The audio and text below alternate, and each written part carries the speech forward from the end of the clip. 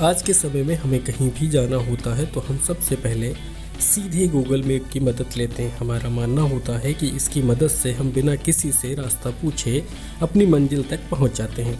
आधुनिक समय में स्मार्टफोन के चलन ने इसे और भी आसान बना दिया है। ऐसे में शायद ही कोई होगा जिसे कागज़ वाले मानचित्र का प्रयोग करना पसंद होगा, वह भी आज के आधुनिक युग में। बावजूद इसके क्लासरूम में भूगोल व इतिहास पढ़ाने के लिए इन मानचित्रों का उपयोग आज भी किया जाता है। अब जब मानचित्र हमारे जीवन में इतने अहमियत रखते हैं तो इनके बारे में विस्तार से जानना जरूरी हो जाता है। हम में से प्रत्येक व्यक्ति भारत एवं विश्व के मानचित्र से परिचित है, लेकिन क्या आपने कभी सोचा है कि विश्व का पहला नक्शा किसने बनाया या विश्व का नक्शा कब बना? अगर आपके पास इस सवाल का जवाब नहीं है तो इस वीडियो को पूरा देखें और वीडियो को लाइक करें। ऐसी और जानकारी के लिए हमारे चैनल को सब्सक्राइब करें। दुनिया का पहला नक्शा किसी एक व्यक्ति या फिर समय में नहीं बना था, बल्कि यह सदियों के विकास और कई सभ्यताओं के योगदान का परिणाम है। विभिन्न सभ्यताओं में शुरुआती नक्शों के अलग अलग उदाहरण मिलते हैं। मानचित्र मानव के सबसे महत्वपूर्ण आविष्कारों में से एक रहे हैं, जो मनुष्यों को अपनी राह समझाने और दिशा दिखाने में मदद करते हैं। सबसे शुरुआती मानचित्र कब और कैसे बनाए गए यह स्पष्ट नहीं है, लेकिन माना जाता है कि स्थानीय भूभाग के मानचित्रों का आविष्कार कई संस्कृतियों द्वारा स्वतंत्र रूप से किया गया था। सबसे शुरुआती कथित मानचित्रों में गुफा चित्र और दांतों व पत्थरों पर नक्काशी शामिल है। प्राचीन बेबीलोन, ग्रीस, रोम, चीन और भारत में मानचित्रों का व्यापक रूप से निर्माण किया गया था।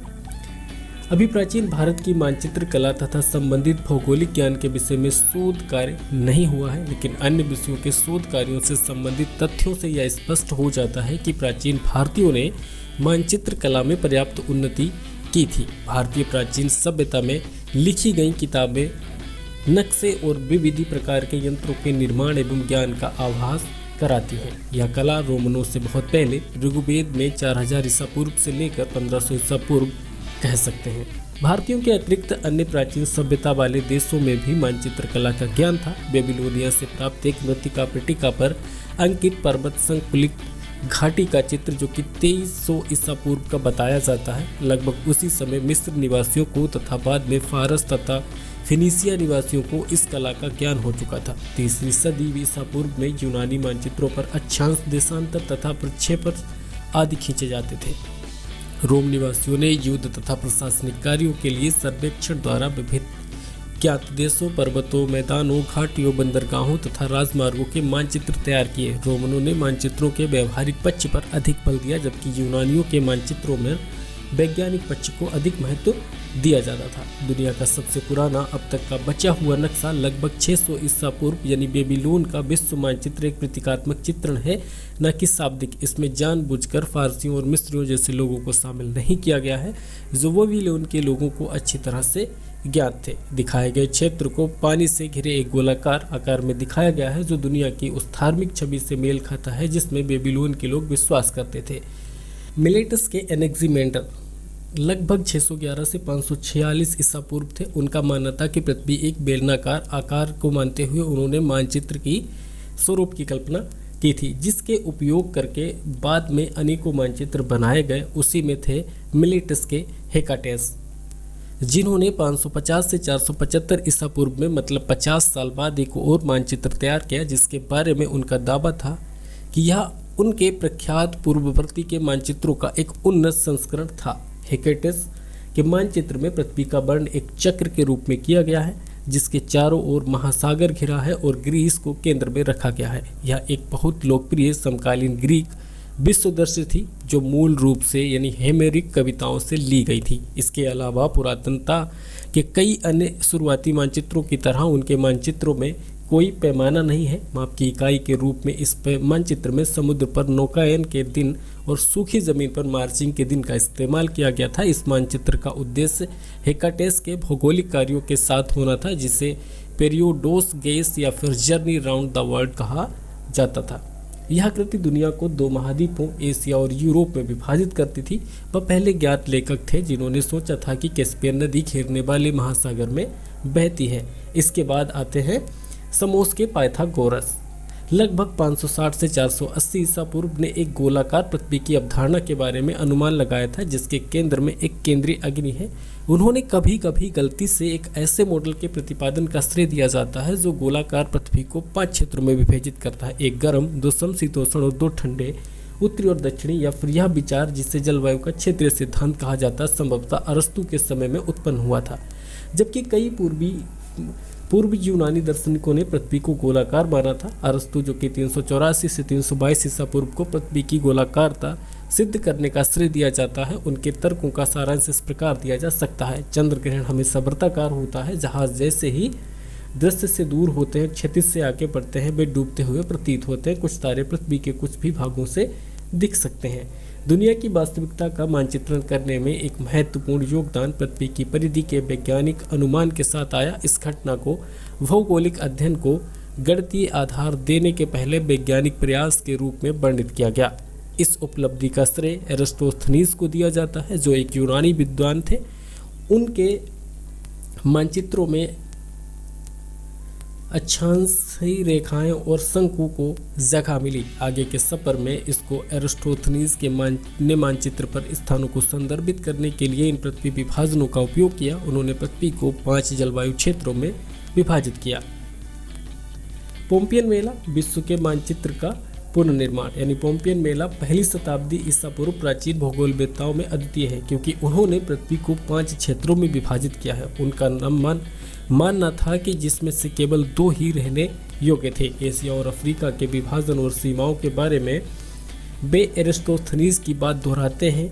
वे कैस्पियन सागर को उत्तरी महासागर का एक प्रवेश द्वार मानते हैं जो दक्षिण में फारस की खाड़ी और लाल सागर के समान है। इसके बाद टायर के मेरिनस जो है वो लगभग 70 से 130 ईसा पूर्व एक यानी हेनेलाइड फोनेशियन भूगोलवेत्ता और मानचित्रकार थे। उन्होंने गणितीय भूगोल की स्थापना की और टालमी के प्रभावशाली जियोग्राफिया की नींव रखी। मेरिनस का भौगोलिक ग्रंथ खो गया और केवल उन्हें टालमी की टिप्पणियों से जाना जाता है। उनकी मुख्य विरासत यह है कि उन्होंने सबसे पहले प्रत्येक स्थान को एक उचित अक्षांश और देशांतर सौंपा।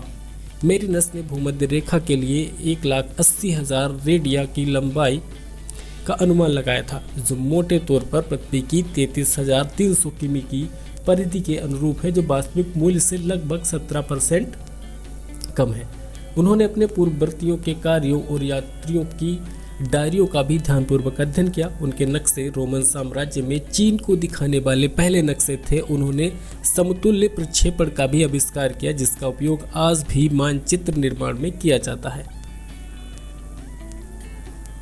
टालमी, जो कि 90 से 168 ईसा पूर्व एक यूनानीकृत मिस्रवासी का मानना था कि खगोल विज्ञान और गणित की सहायता से पृथ्वी का बहुत सटीक मानचित्रण किया जा सकता है। टालमी ने परिप्रेक्ष प्रक्षेपण का उपयोग करके मानचित्र पर गोलाकार पृथ्वी के चित्र दिला दी और अक्षांश के समांतर और देशांतर के मध्य रेखाओं वाली एक निर्देशांक प्रणाली का उपयोग करके इसी की सतह पर भौगोलिक विशेषताओं की स्थिति निर्धारित करने के सटीक तरीके सुझाए। टालमी का 8 खंडों वाला एटलस जियोग्राफिया आधुनिक मानचित्रण और GIS का एक प्रोटोटाइप है। इसमें स्थान नामों की एक सूची शामिल थी, जिसमें खोज को निर्देशित करने के लिए प्रत्येक स्थान का अक्षांश और देशांतर पैमाना के बंदंतियों के साथ पारंपरिक संकेत और मानचित्रों को इस तरह से उन्मुख करने की प्रथा थी, जो आज लगभग एक सार्वभौमिक प्रथा है।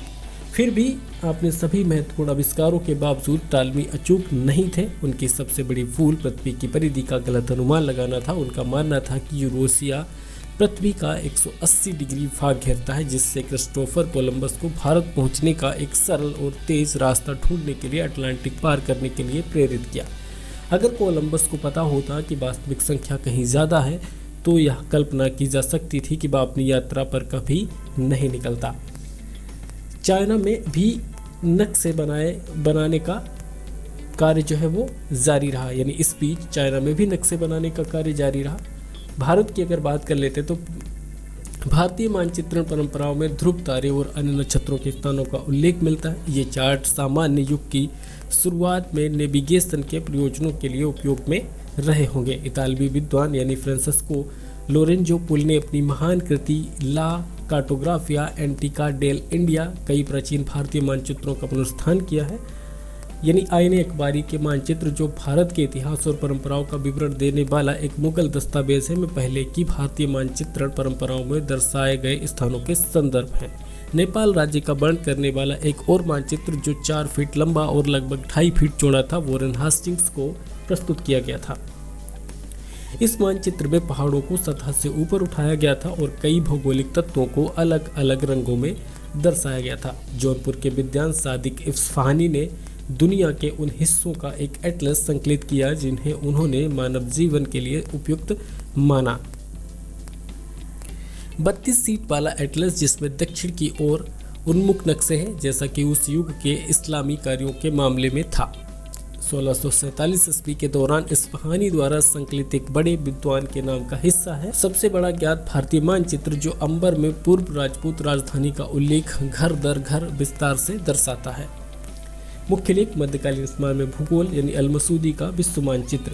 मध्य युग में मुस्लिम विद्वान ने पूर्ववर्ती संस्कृतियों की मानचित्रण परंपराओं को जारी रखा और आगे बढ़ाया। अधिकांश ने टालमी की विधियों का उपयोग किया, लेकिन उन्होंने स्पेन से लेकर भारत, अफ्रीका और उससे आगे चीन और रूस के साथ व्यापारिक संबंधों में मुस्लिम दुनिया में अपनी यात्राओं के दौरान खोजकर्ताओं और व्यापारियों द्वारा सीखी गई बातों का भी लाभ उठाया। मानचित्रकारी के विकास में एक महत्वपूर्ण प्रभाव आब्बासिद खलीफा अल ममून का संरक्षण था, जिन्होंने 813 से 833 तक शासन किया। उन्होंने कई भूगोलवेत्ताओं को पृथ्वी पर दूरी को फिर से मापने के लिए कमीशन दिया, जो आकाशीय माध्यम के एक डिग्री के अनुरूप है, और इस प्रकार उनके संरक्षण के परिणाम स्वरूप यूनानियों द्वारा उपयोग किए जाने वाले रेडियन की तुलना में अरबों द्वारा उपयोग किए जाने वाले मील की परिभाषा का परिशोधन हुआ। इन प्रयासों ने मुसलमानों को पृथ्वी की परिधि की गणना करने में भी सक्षम बनाया। अल मामून ने दुनिया के एक बड़े मानचित्र के उत्पादन का भी आदेश दिया, जो बच नहीं पाया है। हालांकि यह ज्ञात है कि इसका मानचित्र जो है प्रक्षेपण प्रकार टालमी के बजाय टायर के मनरिस पर आधारित था। 9वीं शताब्दी में भी फारसी गणितज्ञ और भूगोलवेत्ता यानी हवस अल हसीब अल मरवाजी ने ध्रुवीय निर्देशांकों को गोले पर एक विशिष्ट बिंदु पर केंद्रित एक अलग निर्देशांक प्रणाली में परिवर्तित करने के लिए गोलाकार त्रिकोणमिति और मानचित्र प्रक्षेपण विधियों का उपयोग किया। इसमें किबला मक्का की दिशा थी। यानी अबू रेहान वरूनी ने बाद में ऐसे विचार विकसित किए जिन्हें ध्रुवीय निर्देशांक प्रणाली की प्रत्याशा के रूप में देखा जाता है। उन्होंने आकाशीय गोले के एक ध्रुवीय सम यानी अजीमुथल समदूरस्थ और प्रक्षेपण का वर्णन किया। हालांकि इस प्रकार के प्रक्षेपण का उपयोग प्राचीन मिस्र के तारा मानचित्रों में किया गया था और 15वीं और 16वीं शताब्दी तक इसे पूरी तरह से विकसित नहीं किया गया था। 10वीं शताब्दी की शुरुआत में मूल रूप से वल्क के अबजेद अल वल्खी ने बगदाद में स्थलीय मानचित्र के बक्सी स्कूल की स्थापना की। इस काल के भूगोलवेत्ताओं ने मुस्लिम दुनिया के क्षेत्रों के लोगों, उत्पादों और रीति रिवाजों के बारे में भी विस्तार से लिखा, जबकि गैर मुस्लिम क्षेत्रों में उनकी रुचि कम थी।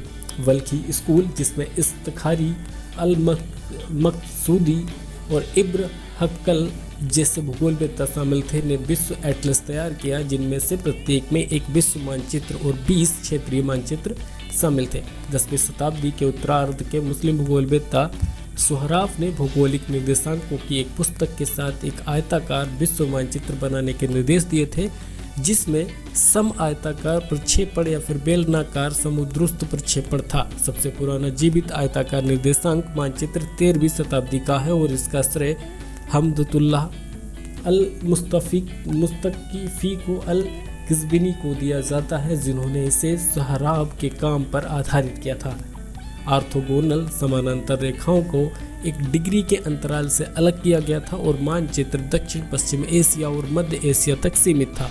आयताकार निर्देशांक ग्रिड पर आधारित सबसे पुराने जीवित विश्व मानचित्रों का श्रेय 14वीं और 15वीं शताब्दी में अल मुस्तफी को दिया जाता है, जिन्होंने रेखाओं के लिए 10 डिग्री के अंतराल का उपयोग किया था। इब्र बतूता 1304 से 1368 ने 3 दशकों की यात्राओं के आधार पर रिहला यात्रा लिखी, जिसमें उत्तरी अफ्रीका, दक्षिणी यूरोप और एशिया के अधिकांश भाग से होकर 1,20,000 किमी से अधिक की यात्रा की गई। इस्लामी क्षेत्रीय मानचित्र कला को आमतौर पर 3 समूहों में वर्गीकृत किया जाता है, यानी बल्कि स्कूल द्वारा निर्मित मोहम्मद अल इदरीसी द्वारा तैयार किया गया प्रकार और वह प्रकार जो विशिष्ट रूप से जिज्ञासाओं की पुस्तक में पाया जाता है। बक्सी स्कूलों के मानचित्रों को राजनीतिक सीमाओं द्वारा परिभाषित किया गया था, न कि देशांतरीय सीमाओं द्वारा, और केवल मुस्लिम दुनिया को ही कवर किया गया था। इन मानचित्रों में विभिन्न पड़ावों के बीच की दूरियों को बराबर किया गया था। डिजाइनों में केबल और ऊर्ध्वाधर क्षैतिज यानी 90 डिग्री कोण के वृत्ताकार चापों का उपयोग किया गया था। अनावश्यक भौगोलिक विवरणों को हटा दिया गया था। यह दृष्टिकोण मेट्रो मानचित्रों में उपयोग किए जाने वाले दृष्टिकोण के समान है, जिसका सबसे उल्लेखनीय उपयोग 1931 में हैरी वेक द्वारा लंदन अंडरग्राउंड ट्यूब मैप में किया गया था। अल इदरीसी ने अपने मानचित्रों को अलग तरह से परिभाषित किया। उन्होंने ज्ञात विश्व का विस्तार 160 डिग्री देशांतर माना और इस क्षेत्र को 10 भागों में विभाजित किया, जिनमें से प्रत्येक 16 डिग्री चौड़ा था। अक्षांश के संदर्भ में उन्होंने ज्ञात विश्व को 7 जलवायुओं में विभाजित किया, जो सबसे लंबे दिन की लंबाई से निर्धारित होते थे। उनके मानचित्रों में कई प्रमुख भौगोलिक विशेषताएं पाई जा सकती हैं। अल इदरीसी का एटलस, जिसे मूल रूप से अरबी में नुजहत कहा जाता है, 16वीं शताब्दी से 18वीं शताब्दी तक इतालवी, डच और फ्रांसीसी मानचित्रकारों के लिए एक प्रमुख उपकरण के रूप में काम करता था। ओटोमन साम्राज्य पेरी रीस, जो कि हमारे 1513 के प्रथम विश्व मानचित्र का बचा हुआ टुकड़ा, जिसमें अमेरिका के कुछ भाग दिखाए गए थे। इसके बाद हमारे आते हैं पेरी रीस, जो कि 1513 के प्रथम विश्व मानचित्र का बचा हुआ टुकड़ा, जिसमें अमेरिका के कुछ भाग दिखाए गए हैं। ओटोमन मानचित्रकार पेरी रीस ने अपनी किताब ए वाहिरी में नौवाहन मानचित्र प्रकाशित किए। इस कृति में भूमध्य सागर के छोटे छोटे हिस्सों के चार्टों का एक एटलस शामिल है, जिसमें समुद्र को कवर करने वाले नौकायन निर्देश भी शामिल हैं। कृति के दूसरे संस्करण में उन्होंने अमेरिका का एक मानचित्र भी शामिल किया। ओटोमन मानचित्रकार पेरी रीस द्वारा 1513 में बनाया गया पेरी रीस मानचित्र अमेरिका को दर्शाने वाला सबसे पुराने जीवित मानचित्रों में से एक है। एक नौवाहिक यानी स्काईलेक्स ने लगभग 515 ईस्वी में अपनी भूमध्य सागरीय यात्राओं का रिकॉर्ड बनाया था। यह ग्रीक यानी पेरीपेलोई या नौकायन निर्देशों का सबसे पुराना ज्ञात संग्रह है, जो भविष्य के कई मानचित्रकारों, विशेष रूप से मध्यकाल के लिए आधार बना। 15वीं और 16वीं शताब्दियों के दौरान यानी इवरिया शक्तियाँ यूरोपीय विदेशी अन्वेषण और अमेरिका, अफ्रीका और एशिया के तटों के मानचित्रण में अग्रणी थी, जिसे खोज का युग के रूप में जाना जाता है। स्पेन और पुर्तगाल इतालवी नगर राज्यों की प्रतिभा, विज्ञान और प्रौद्योगिकी के लिए आकर्षण का केंद्र थे।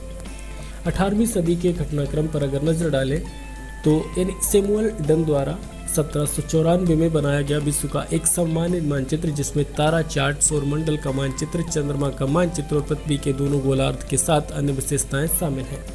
वर्टिकल पर्सपेक्टिव प्रोजेक्शन का इस्तेमाल सबसे पहले जर्मन मानचित्र यानी प्रकाशक यानी मैथियास सेटर ने 1740 में किया था। उन्होंने अपने प्रक्षेप को लगभग 12,750 किलोमीटर की दूरी पर रखा था। आज गूगल अर्थ इसी प्रकार के प्रोजेक्शन का इस्तेमाल करता है।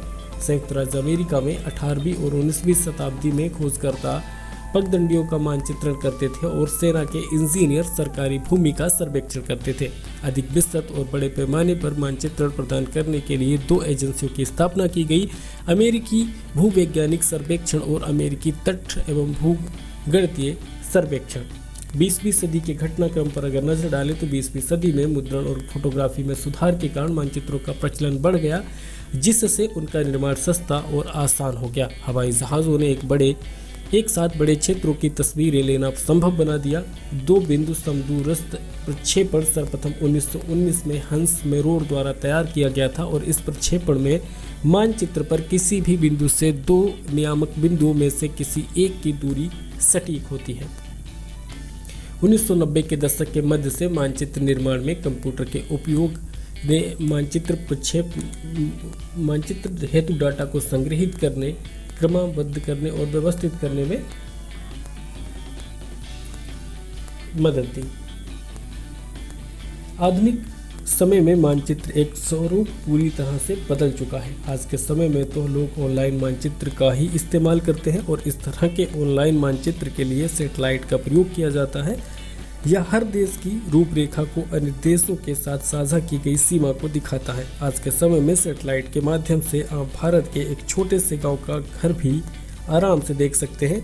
यह सैटेलाइट का ही कमाल है कि आज हम अपने स्मार्टफोन पर जूम करके किसी भी लोकेशन को आसानी से देख सकते हैं। भारत की ही बात कर ले तो वह 3,32,87,263 वर्ग किलोमीटर के क्षेत्र में फैला हुआ है, जो कई पड़ोसी देशों के साथ सटा हुआ है। ऐसे में अगर इतने बड़े भारत को किसी चार्ट पर देखने के लगे तो गांव तो छोड़िए, यहाँ के शहरों की तस्वीर को देखना मुश्किल हो जाएगा। ऐसे में कोई अगर चार्ट वाले मानचित्र